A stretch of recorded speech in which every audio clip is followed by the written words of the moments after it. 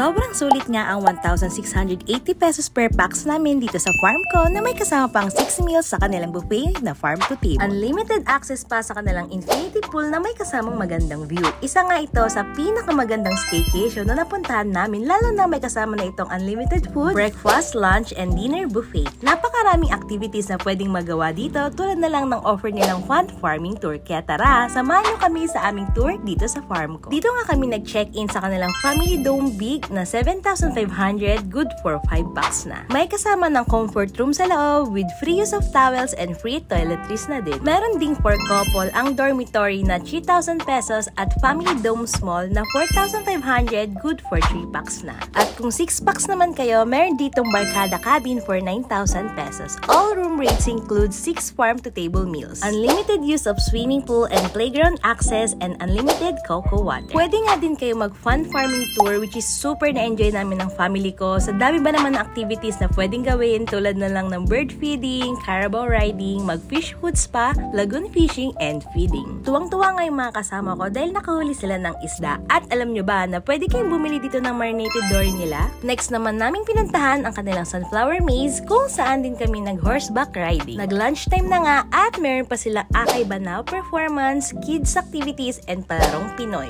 Pwede nga din kayong mag-rent ng ATV dito, kaya naman we decided na mag-ATV. At dito nga kami dinala sa Paeng Falls. Super nag-enjoy kami dito ng asawa ko sa ATV ride ha. Pagtapos nga namin dun ay nag-swimming naman kami, pero alam nyo kung ano ang isa sa hindi namin makakalimutan sa pagpunta namin dito sa farm ko, ay ito nga ang kanilang Farm Ko Camp 101. For me, this is the real highlight of our adventure. Me and my family had a great time dito sa kanilang bonfire habang iniihaw itong mga snack na provided nila. For me, visiting farm ko will be one of the best highlight of my year 2025. Dahil sa fun and adventure na naranasan namin dito at sa sarap nga ng mga pagkain na sinerve nila. All I can say that farm ko is really worth it and one of the best place where you can have the best family time together like we had. This is not the last time na babalik ako dito. Kaya naman salamat farm ko, and if you guys have questions sa aming naging adventure, just comment down below and I'll be glad to answer you.